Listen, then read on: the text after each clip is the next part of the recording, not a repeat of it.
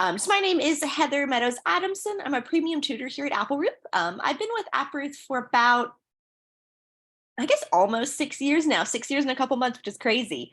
Of all the things I've done for Applerouth, tutoring, teaching classes and stuff, I really love giving these presentations the most. I really enjoy kind of demystifying some of the process for you guys. So a little bit about us, of course. So Applerouth, we really believe about the whole student, right? We really try to change their self-beliefs. We prep them for skills for school and beyond, right? Not just academic tutoring, test prep, and executive function coaching. We also think about, how to help them become better learners at the end of the day. And so tonight we're going to talk about the SAT versus the ACT, the big differences between the tests. What may make your student want to, do one over the other. We're going to talk a little bit how to prepare for those tests once you have picked one. And then because we typically get a lot of questions about this, I've also added in some slides about test optional applications as well as the digital SAT. But at the end, we'll have time for questions. I just ask that you keep most of your questions until the end. Hopefully I answer a lot of the specific ones, but we'll have plenty of time for questions at the end, and I'm happy to talk about whatever then. All right, so let's dive in. So the big stuff, right? The SAT versus the ACT. So structurally, they're pretty similar. They're standardized tests, right? They're both going to have a reading section where you read a passage and you answer questions about it. They're both going to have something that tests your knowledge of English grammar, right? They're called something different on each test, but you're going to read a passage and you're going to make corrections to the punctuation, to the verb usage, things like that. They both have math, right? The SAT is going to have two math sections, one with a calculator and one without. The ACT only has one. You can have your calculator the whole time. And you'll see on the right, the ACT has a science section, very different. The SAT doesn't have that. And the SAT no longer has an essay. ACT, it's optional still. So really the biggest differences we see on these tests is just science on the ACT. We'll talk about some differences within each section as well. So honestly, about 75 to 80% of the test content overlaps, right? It's testing typical things your student would have learned by this point in high school or so, right? So just general reading skills, reading comprehension skills, English grammar skills, being able to read graphs and interpret the data. Of course, your algebra, some statistics, some geometry, right? Things a student would typically have learned. Where they differ a little bit, the SAT is going to have more advanced reading. And I mean that in a couple ways. The reading section itself is going to have more advanced passages, and there's going to be more reading in the math section. So that means more word problems. So again, just more of a reading heavy test. The ACT is going to be more advanced in the science realm. So you're going to have a science section, of course. And the math section dives in a little bit further into some of those classes your student may not have taken yet, right? So there's a little bit more pre-cal in the ACT. And every once in a while, you may see like one almost like calculus question at the end. Doesn't mean you have to know any of that to do well on the test, though. But you may see more advanced math in that way on the ACT. The biggest really difference is also the presentation of the questions, right? So I said the SAT is more reading heavy. It also has more time per question, right? And the ACT is a little bit different too. So speaking of time per question. So if you look here, this is seconds per question, right? So pretty much every section, the SAT gives you more time per question. And again, it's a more reading heavy test. That's understandable. But sometimes it's pretty significant, right? Especially in the reading and the math section. So the SAT, you get over a minute for each reading question. ACT, you get under a minute. So that SAT means you have 43% more time per question for the reading section. So again, not only are the passages a little more difficult, right? But you get a significant amount more time per question on the SAT. The ACT, on the other hand, the reading sections are really fast, right? So, there is kind of a balancing act with your student, right? Is it better for them to have more time per question at the end of the day, or to have more straightforward questions, but have to really work on their timing? So again, not a lot of it is about just like, boom, we heard this one was good or whatever. It's about really working with your student to see which one is just better for them, just in the way that they take tests ultimately. And again, same for the math, right? A lot more time per question than math, because again, sometimes there are more word problems. So a little bit more work per question, but again, a lot fewer questions. Speaking of the math, right? So this is the percent of questions that cover each topic.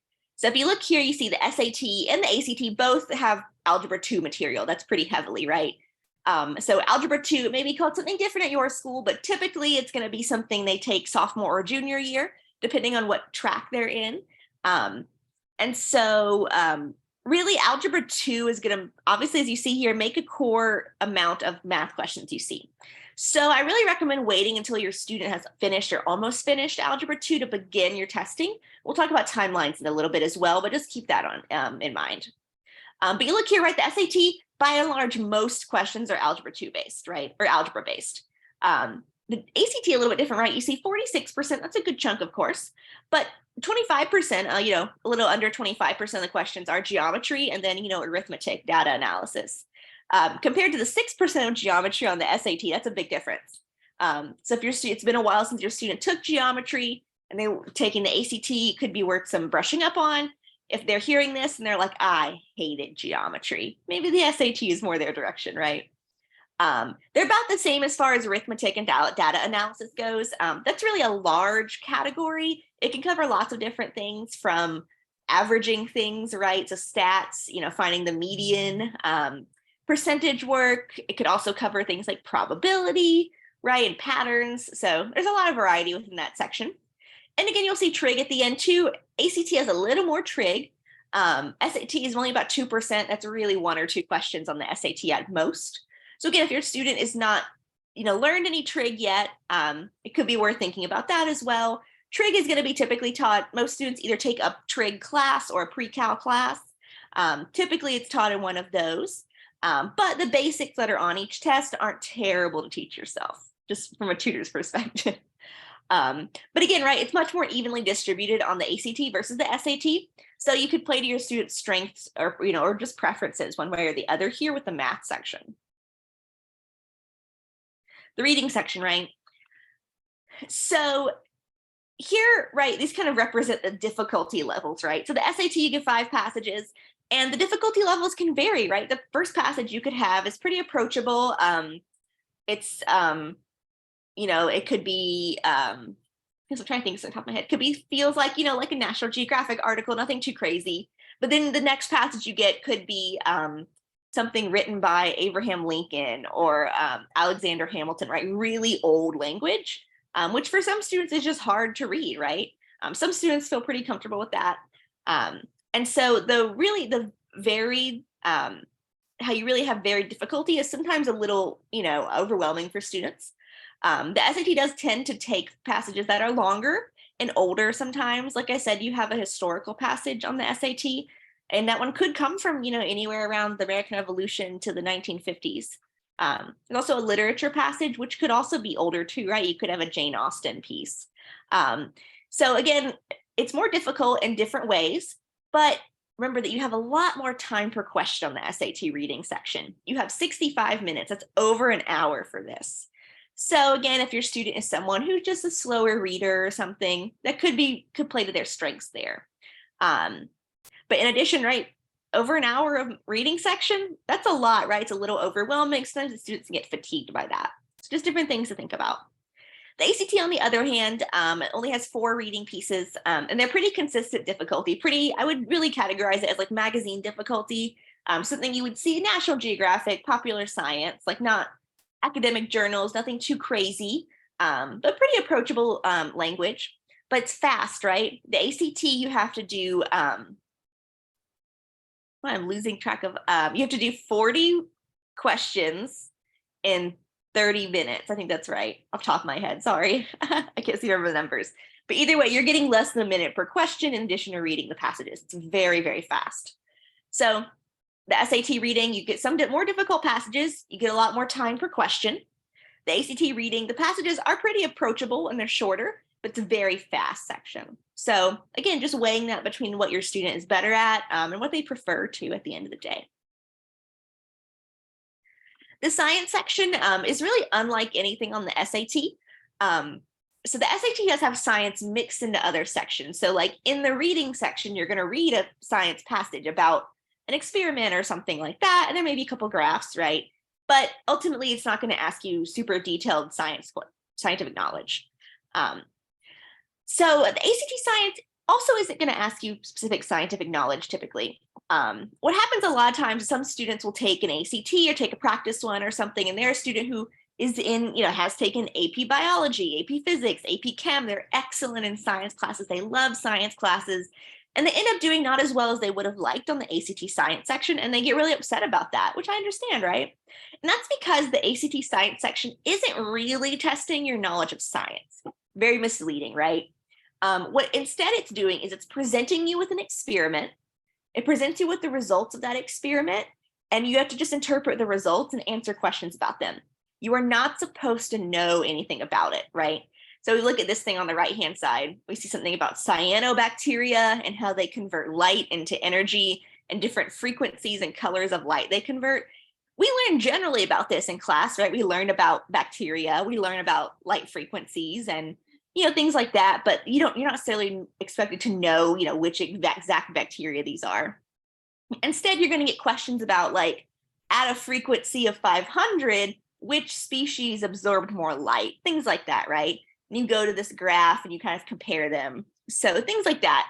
And so it's not necessarily that you have to have a lot of science background knowledge, but it's, if you're good at reading graphs, interpreting data and stuff. So students who are great at science can have trouble with this section. Students who don't feel like they're super confident in science can be really great at this section. It's just a totally different kind of test. And again, the name is misleading.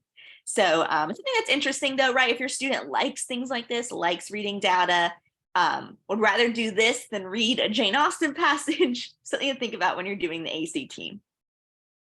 Oops, let me go back. I was missing my slide about the English and writing section, I'm sorry. But the section where it tests you on English grammar, honestly, the tests, they're pretty much exactly the same. There isn't much to say about it. Again, you're going to have sections where you are asked, where does the comma go in this situation? What verb is correct? What's the best way to close out this paragraph if I wanted to emphasize blah, blah, blah. Really, between the two tests, those are pretty much identical as far as formatting. So there's not much to say there, ultimately.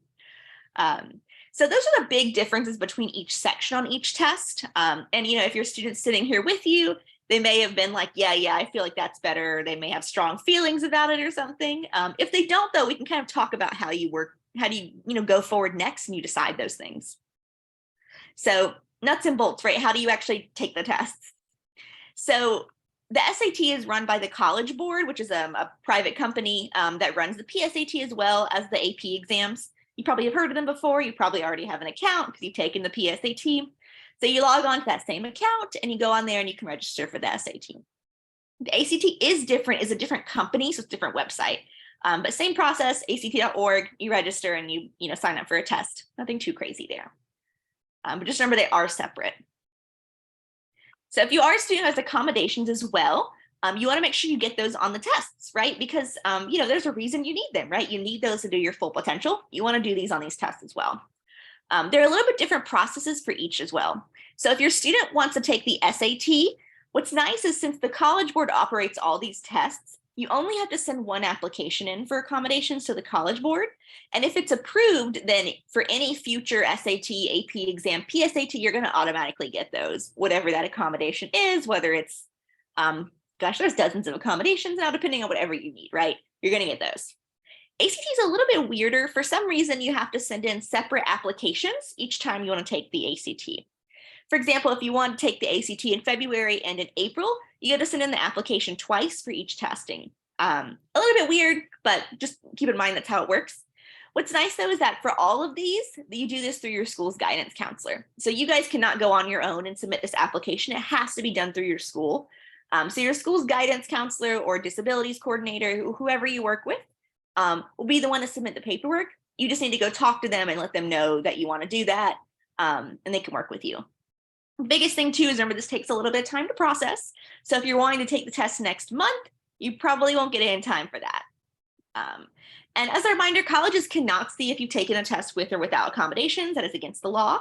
So again, right, use it right to your full potential. That's super important. This is also something that's a great, kind of proof that you need those accommodations when you do go to college. You want to make sure you get those further on in your classes. So super scoring, right? Super scoring is it's really great. It applies to both tests. I just have an example for the SAT here. So what happens with super scoring is that, let's say you take the test 3 times, Each section score, you can kind of pick your best section score from there.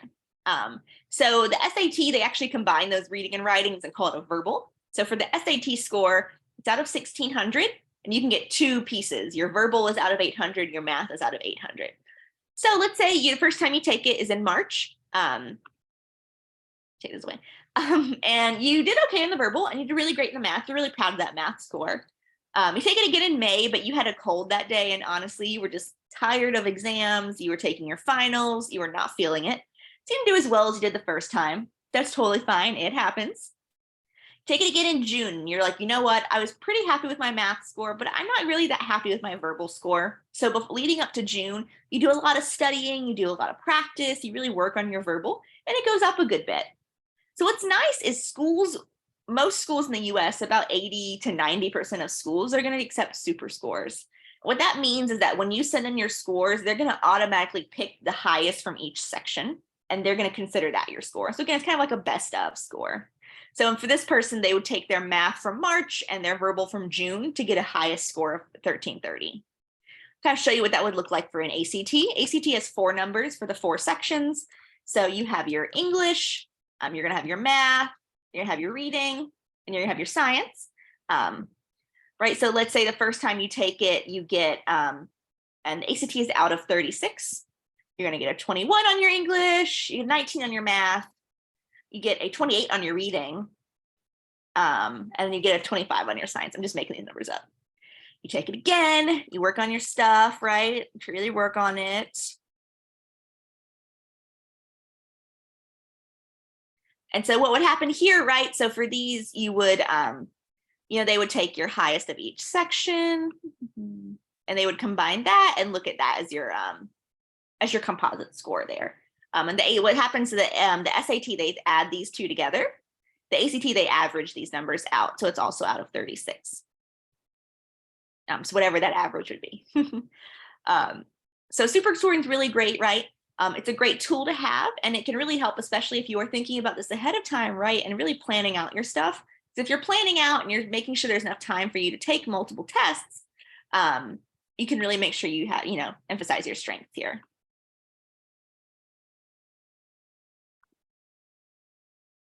So like I said, the vast majority of schools will super score the SAT. So I'm talking about probably 90% of schools, and a slightly smaller amount do the ACT. I'm talking like 85% of schools. That's starting to become more and more uncommon. For some reason, a while ago, it used to be that schools wouldn't do the ACT for some reason. For the most part now, most do both. It's always worth checking though. So effective prep, right? I know what the tests are like. I know how to take the tests and things. What do I do now, right? So the biggest thing, right, is to figure out which test you want to take. I think I'm missing another slide here too. I'm sorry, you guys. So really figuring out which test you want to take starts with taking practice ones, right? So hopefully a lot of your students have taken a PSAT. Most students take that in October. So what you can do is the PSAT score is supposed to be comparable to your SAT. So if you got an 1100 on your PSAT, you're very likely going to get an 1100 on your SAT. It's very comparable. So the next step is to take an ACT, and that can be an official or practice, right? To take practice tests, there's lots of options out there. You can always just go to your Barnes & Noble, go to Amazon, order a practice test book, take it at home, grade it with a little grader in the back. Nothing crazy. If you want kind of a more like legitimate feeling experience, you can sign up for practice tests through companies like us, Applerouth. So Applerouth does offer free practice tests to students. We are mainly focused in the Atlanta and DC area. We have some locations in New York and Seattle. So if you're in one of those areas, you may be able to go to an in-person test with us. We also offer online practice tests. There's lots of options out there, right? Essentially, what you want to do is take a practice test and see what your ACT score is, right? Let's say you get a, 25 on the ACT. Again, making these numbers up. And then what you do is you go online and you look for an SAT, ACT conversion chart or table. And what that's going to do is that is going to tell you, okay, this on this test is like this on this test. So here, I'm going to look it up really quick, right? Nothing too crazy. Conversion. You're going to find a ton of them online. They're all about the same, nothing too crazy to worry about there. So you're going to see that a 25 on the ACT is about a 1200 on the SAT, right? So here, right, if you look here, right, so clearly we're better at the ACT in this situation, right? And so this situation, this student, I would recommend the ACT, right? Clearly they have a strength for that one, we would go with that one. If it was closer, like if that equaled an 1120 or something, I would say let the student pick whichever one they like better or they hate less, right? Because that's a pretty minimal margin of error, right? That's really, your first step here. So thanks for bearing with me since I'm missing the slide for some reason. So again, right, your first step is figuring out which one your student wants to focus on by that process, right? If you haven't taken a PSAT, you can also do the same thing with the SAT and take a practice test. Again, same thing, lots available in books. There's lots of online tests available. You have many, many options you can do to get those baseline scores and pick a test. So that being said, I picked my test. What next? So the next thing to do is to figure out, well, what do I need to get into the schools I want to get into, right? So the best thing is that, again, we're going to do a little bit of Googling here. So you're going to go online. You're going to look up some, any school you're interested in. I'm going to put in University of Georgia, and I'm going to put in the phrase freshman profile.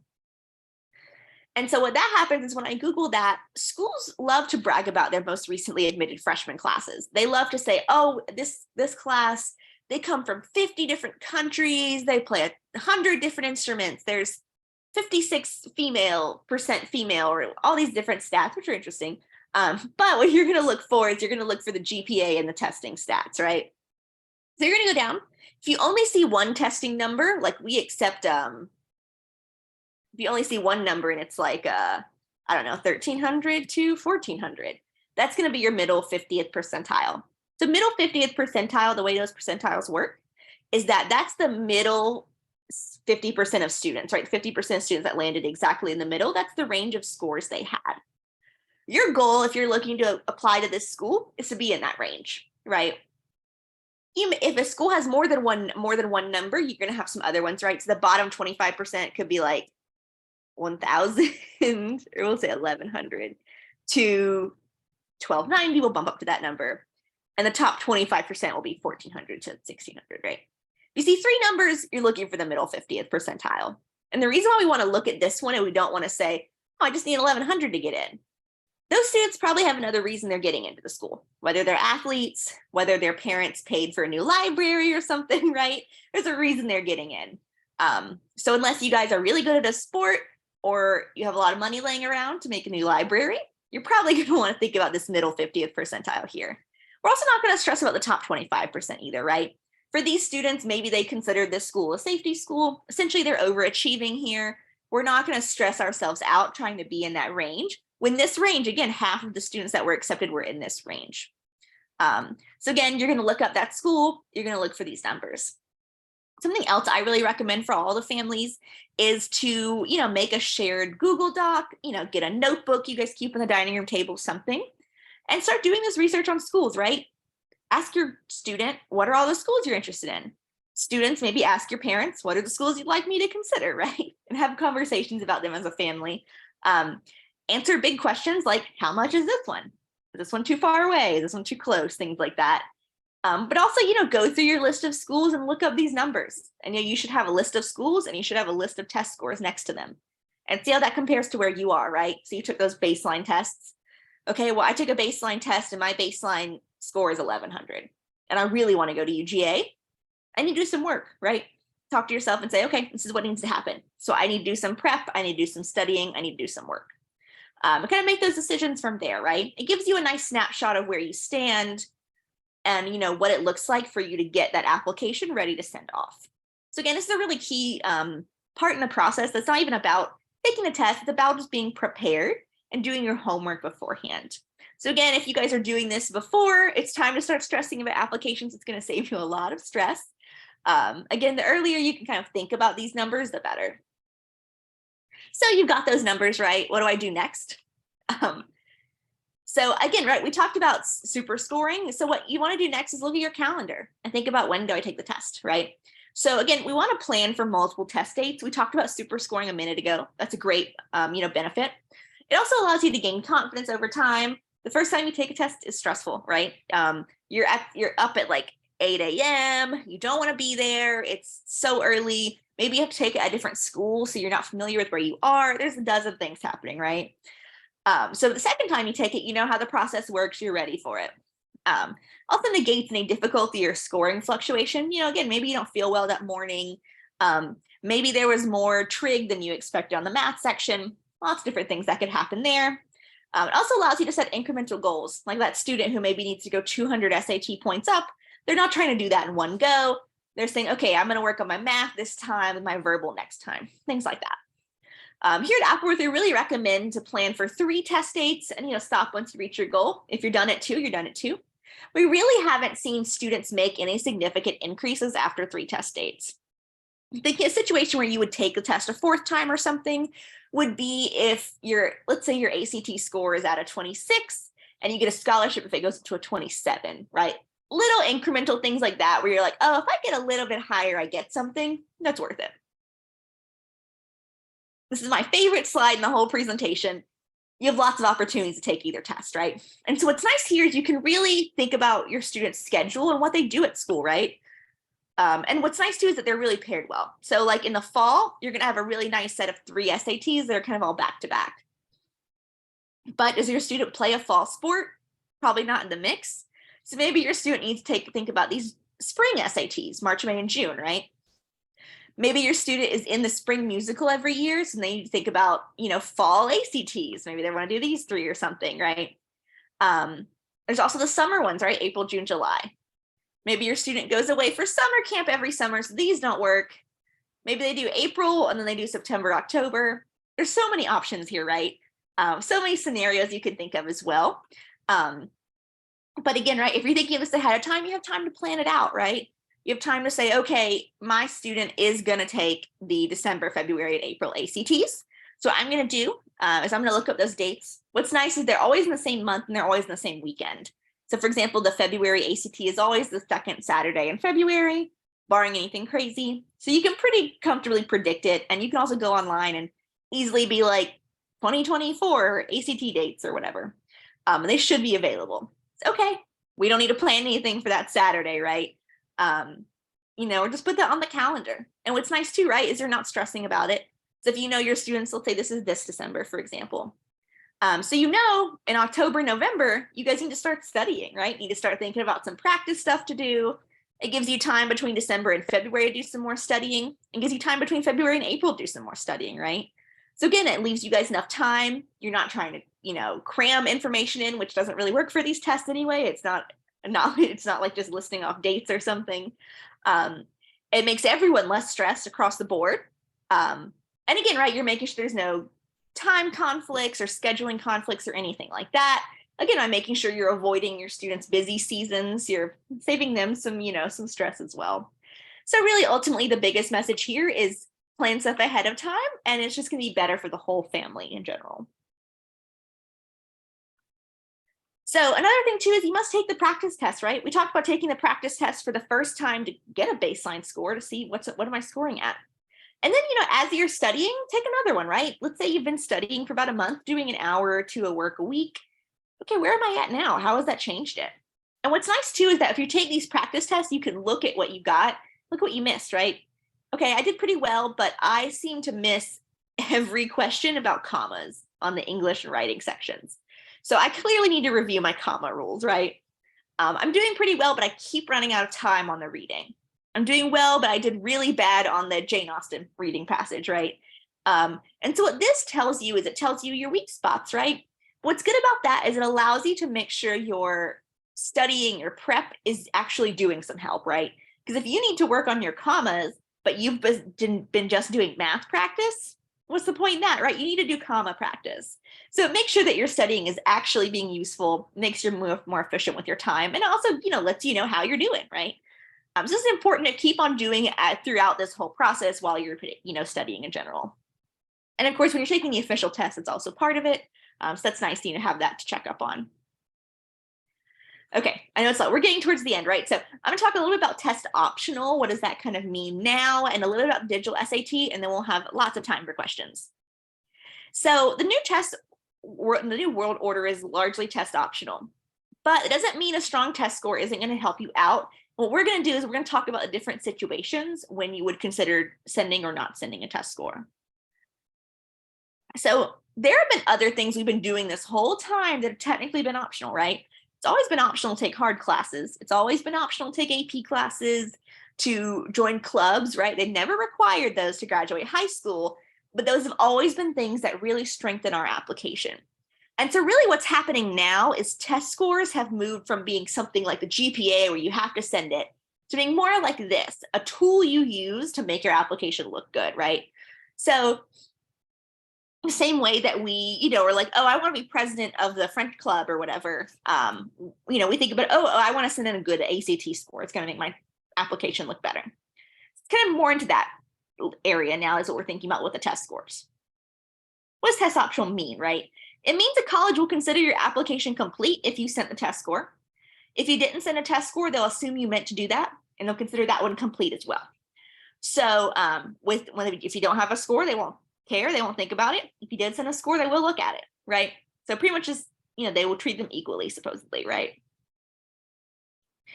Something else has changed too. There have been a historic number of applications to colleges post-pandemic for lots of reasons. You have students who maybe skip their first year because what's the point in going during the pandemic, which is fair. You may have students who, not having to take a test has opened up more opportunities for them, right? The test costs money, sending in the scores costs money. Maybe there's students who didn't have that resource who, now can send more applications because you don't need to take those test scores. Lots of different reasons. And so they simply are just getting more applications. Something to think about too is like this example at the very bottom, like Colgate. It's a very small liberal arts school. In 2020, they got about 8,500 applications. I'm imagining their admissions office is probably like 5 or 6 people on staff. Can you imagine them the next couple of years getting 21,000 applications at 4, 5, 6 person staff, having to sort through all of those and look at them, right? At the end of the day, there's not any more spaces available on campus, right? For colleges to increase their capacity, they have to do a lot of stuff that takes decades of planning. They have to add more dorms. They have to add more classroom buildings. They have to hire more professors, right? It's not something they can just say, oh, well, let's take more students this year. No. It, again, takes decades of planning. Most of these schools, their capacity is not changed, but the amount of applications they're getting has. And again, the admissions staff is probably really stretched thin. As a result, too, of higher number of applications, technically the percentages of people accepted went down, right? But some of them are pretty dramatic, right? So we see some things like, okay, 16 to 12%, nothing too crazy if we think about the higher number of applications. If we go down a little bit more, Duke went from 11 to 4% acceptance. Northeastern went from 20 to 6. The very bottom, Auburn is a really interesting example. So Auburn, it used to be that 81% of kids were accepted. That's 4 out of 5 kids were in. For most students, Auburn was a shoo-in, right? Like, oh, okay, they take 4 out of 5 students here. Well, now for those students who maybe had wanted to go to Auburn or even felt it was a safe school, they only take half of the kids who apply now. Whether that's because of different rules, who knows what's happening, or just simply the number of applications again, right? Now it's not a shoo-in anymore. It is 50-50. So again, now for your application to look good, you want to spend more time with it. At the end of the day, the story is that it's more time consuming. You want to think about, for this particular school, do I want to send that test scores, but for this school, I don't want to. It could be different from school to school, and you want to think about some of the details here. So again, why does it still matter? Well, really across the US, grade compression and inflation has been rampant, right? Schools now allow you to have like 5.0s and 6.0s. Having a 4.0 no longer means you got all A's, pretty much across the states. And since every state, every county, every city has a different school system, you can't make a rule that applies to everyone. So having all A's doesn't necessarily look the same everywhere. Schools probably want their kids to have more A's, so maybe they inflate them, who knows? Test scores have always been a strong predictor of graduation. Schools want to make sure kids actually graduate. They're a helpful way to compare a broad, diverse group of applicants. Think of a state school, and they have an applicant from a metropolitan area, from the state capital. The applicant had a ton of resources, right? They were in They had so many different extracurriculars they could do. Their school offered 12 AP courses, all kinds of stuff. And they took pretty much all of them. There's so many opportunities there, right? Let's say you have a student from a more rural area. They only have one high school in the county. That high school offered 3 AP classes, and this student took all 3 of them. And they were president of the biggest club at the school, but there just simply weren't as many schools, right? Let's say that metropolitan student was president of 3 clubs. It's not fair to compare those students to each other, right? Because they're simply just different, situations, right? Test scores are an objective third-party number, right? This is a totally separate company giving these tests. It's a way to say, okay, we can compare them via test scores because these are given by a third party. They're comparable numbers here, allows us not to have any judgments behind, what's going on. Same for students who may look similar. Maybe the student is, again, they both took all the AP classes. They're both class president, blah, blah, blah, blah. But one has a significantly higher test score than the other. Again, it's an objective third-party number they can use to compare the students. It makes it a little bit easier. Then again, think about how these admissions offices are probably pretty stretched thin. Probably nice to be able to, sort some people out that way. As a note, it is still required by some states and public colleges. This is just a couple examples. This is not a full list, but some big ones, for example, in the state of Georgia, UGA, Georgia Tech, you have a lot of Florida schools, University of Tennessee. Very important to remember that and do your research. When you're looking up all the test scores for each of those schools, also look up if they're test optional or not, and write that down in your notebook or your shared Google Doc or whatever. It also affects merit aid. So again, I'm in Georgia, for example. I only know about Georgia. Georgia has a state-run scholarship called the Hope and the Zell Miller scholarships. The Hope scholarship pays for, I think, 90% of tuition. The Zell Miller pays 100% of tuition. The Zell Miller scholarship, part of the requirements, you have to have a 3.8 GPA, and you have to submit a test score that's within a certain range. So again, students could be totally expecting to get the Zell Miller, and all of a sudden they don't because they just didn't know that was a part of it. So again, look this stuff up. Schools may even have separate things. This is the University of Alabama. This is something that as of 2022, they still offered. So I believe the school was test optional. So you may not even send in your scores because you're like, oh, I think I'll get in without my scores. And you get in, you're like, woohoo, I love it. But let's say you had a 27 on your ACT.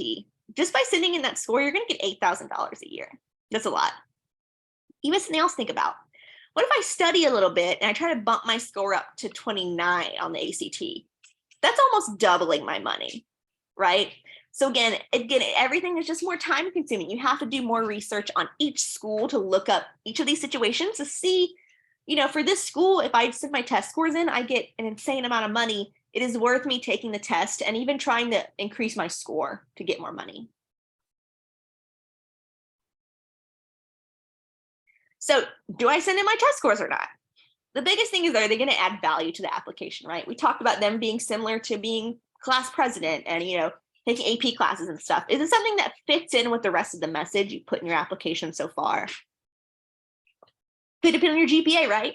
If you have really, really great academic credentials, but you're just a bad test taker, scores below that may not look good, right? It may look like maybe your school is inflating your grades or something. Students with test scores well below their grades, right, doesn't look great for you. You would think about maybe leaving them out in that situation. On the other hand, if you have better test scores than grades, right? Let's say you had a personal issue happen your sophomore year, and your GPA really dropped a lot because of some personal things that were happening, but your junior year, you got it back on track. A really strong test score could help tell that story, right? I had some trouble, but shown by my junior year GPA and these test scores, I really grown as a student. Right? These are things you can put in the essay too to kind of tell the story of your application. Section scores could matter too, right? Let's say you have a 1400 on your SAT. Let's say you're applying to an engineering program. So the 1400 is lower than what you want for that school, but your 1400 is made up of a 600 verbal and an 800 math. That's a perfect math score. Applying to like an engineering program or like even, more science and math centered school like Georgia Tech or something, a perfect math score looks amazing, right? That's awesome. Even though your total score is a little bit lower than you would really like it to be, perfect math score looks really good for you. Let's say there was a switch though, maybe not send them, right? A perfect verbal score is great. Maybe you want to apply to a creative writing program, not for this one though, the engineering program, right? Just things to think about that, even breaking them down can tell another story. Oops, sorry. So you can't unsee a weak score. A at the end of the day, right, it just takes more time. You need to think about each school individually and what your application looks like for that school. So again, it's very frustrating. I know everything takes more time. By doing your research, thinking about it ahead of time, you can make these decisions as you go. You don't have to send them to all the schools. You can pick which schools you send them to. Okay, we're almost there. SAT changes. So the SAT ended their subject tests in 2021 and their essay, and they are starting digital testing this year and next. So the digital testing, the way that works, it's going to be shorter. Obviously, it's going to be on a computer. You're going to get more time to answer questions. The reading passages will be shorter. You'll have a calculator the whole time. So there's just a couple things. The score will still be out of 1600. Whoops, let me go back, sorry. Those changes. Okay, so March of 23, the international students started taking the digital test. October of this year, 2023, everyone will take the digital PSAT through their schools. And then next March of 2024, US students will all take the digital SAT. You will no longer be able to take the paper one. So something to think about, right? What's nice though is if you go to the College Board website, there are four digital SAT practice tests that are available for you for free. So just think about that, right? So if you're like, oh gosh, what is this going to mean for me? I think I'm going to hate it, or I think I'm going to love it, or whatever. Go take one. Go take a practice test that, get about two and a half hours maybe. Set aside one day and go take one. See how you like it, right? If you really hate it, you have two options. You can either try to take a paper test before they get rid of them next March, or you can take the ACT, which has not had any announcements about going digital. So options there, right? Maybe you really love it. Okay, you're set. You just need to wait till next March to start taking your tests. So think about where you are in your journey as well, right? If you need to have your test scores before then, obviously it's not an option. If you are, a freshman or so, there's no reason to test so early. You're probably just going to have to take the digital one or take the ACT. So again, just think about that. These are some changes that are happening. But thankfully, Applerouth is ready. We've been in business for over 20 years now. We've dealt with all the different changes of the tests. We also offer our own practice digital SATs and ACTs. I will say too, by coming to these webinars, signing up for our newsletter, you get a lot of good information. As soon as any news is released about the digital test, any big changes, we are really on top of making sure you guys learn about it. We offer a lot of free webinars like this one. We have some that go more into detail about test optional and digital testing, as well as other things just about the admissions world in general. So right now you guys are going to get a quick poll in your chat box. If you don't mind filling that out for us, that will let us learn a little bit more about you guys, how we can better help you guys. Let's go ahead and fill that out for us really quick. It's just 4 questions.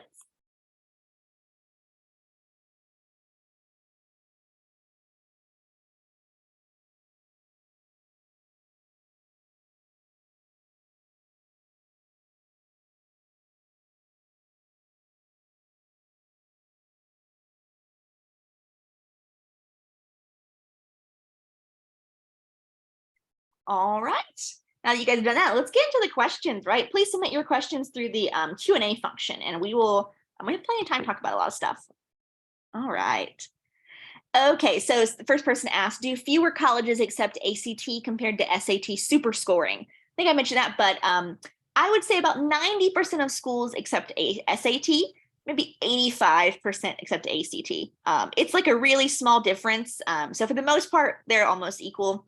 What I would just do again in your little notebook, your family notebook or your Google Doc, look up every school. What's nice is a lot of times you can just Google SAT, which schools take SAT or ACT or whatever. And a lot of websites have like big charts that are easy to read. So lots of opportunities. Yeah, someone asked, is there a way I can rewatch this video? You will get the recording via email later this week. So yeah, you can definitely, if you're just the parent or the family member here, you can show it to your student, vice versa. Okay. Yeah, thank you guys for joining. Yeah, if you guys don't have any questions, you're welcome to go, but I definitely want to hang around and answer some questions. Okay. Is there a situation where you would want to take the SAT and the ACT, study for and send both? So I would say no here, because what colleges ultimately do is if they get both an SAT and an ACT score, they're not going to make the decision for you which one's better. They're literally just going to look at the one that arrived at the office first in the mail or whatever. So in that situation, not really. They will only look at one, again, whichever one arrives first, and they're not going to make a decision about which one's better for you. So I really wouldn't do that. Again, there's no point unless there's something super specific, perhaps. I can't think of an example. Maybe the super scoring situation, maybe one does one or something. But like I said, for the most part, I would just pick whichever one your student's better at and roll with that one. And all colleges across the US take both. So you don't need to worry about that.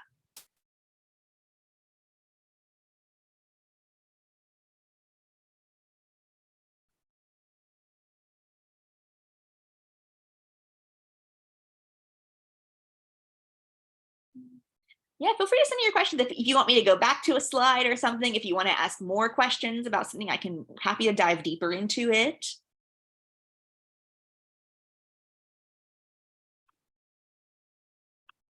I'll kind of recap something I briefly touched on.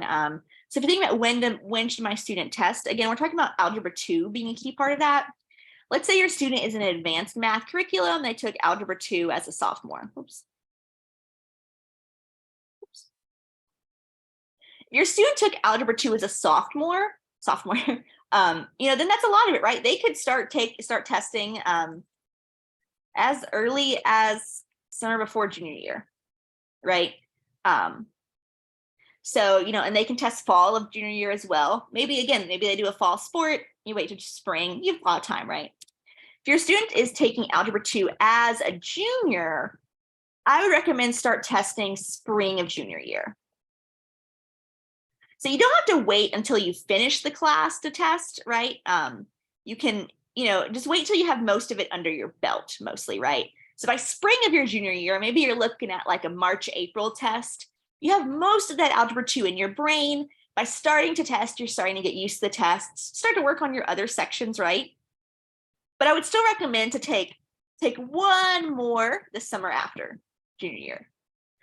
Just because, right, you felt really great about it. But if you take one more in like May or June, you will have all that in your brain now. Maybe it's going to get you a couple extra points in the math section. This is my recommendation. Obviously, students have special situations and all kinds of reasons, but generally that's a good rule of thumb for figuring out when do I do this testing thing in the first place.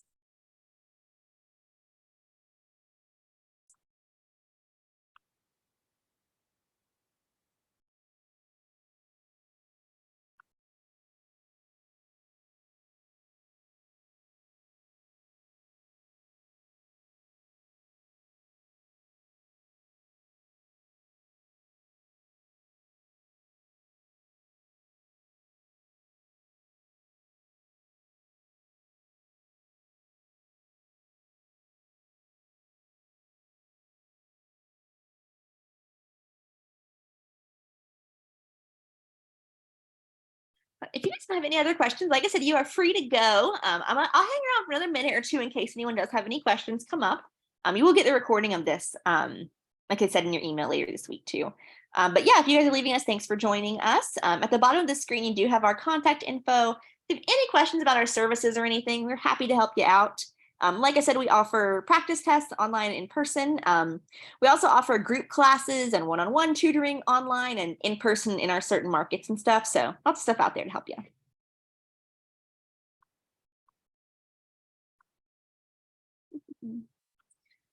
Yeah, so someone says, what would be your recommended book for practice testing from Amazon? Let's say a question. So what I would do is I would go with the official books first. So you want to go with something published by the College Board or the ACT company. That'd be my first recommendation as far as official books, because those are actually published by the companies. So the SAT one, so again, you're looking for like College Board, SAT practice tests, something like that is what it looks like. The other one is ACT official practice tests. I don't have like the years, like 2023 to 2024. I think that's what they look. I think those are the titles of the ones I'm thinking of.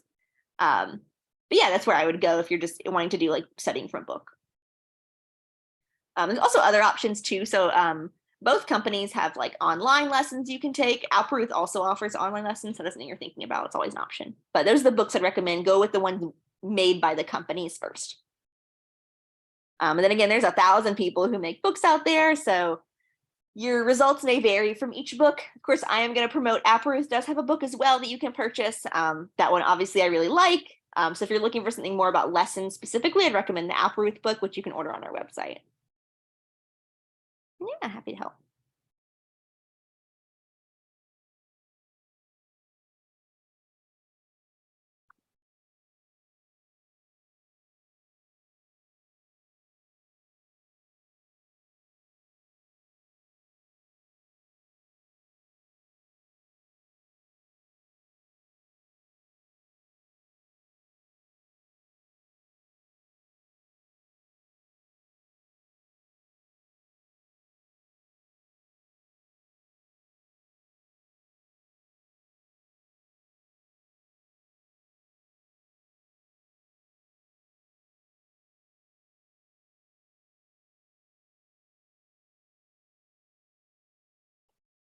All right, everyone. If you guys don't have any more questions, we'll wrap this up. Again, thanks for joining us. I love doing these. And you'll get a recording. Also sign up for our newsletters. They're really helpful and informative. And if you have any questions, you have our contact info. But other than that, I hope you guys have a great evening.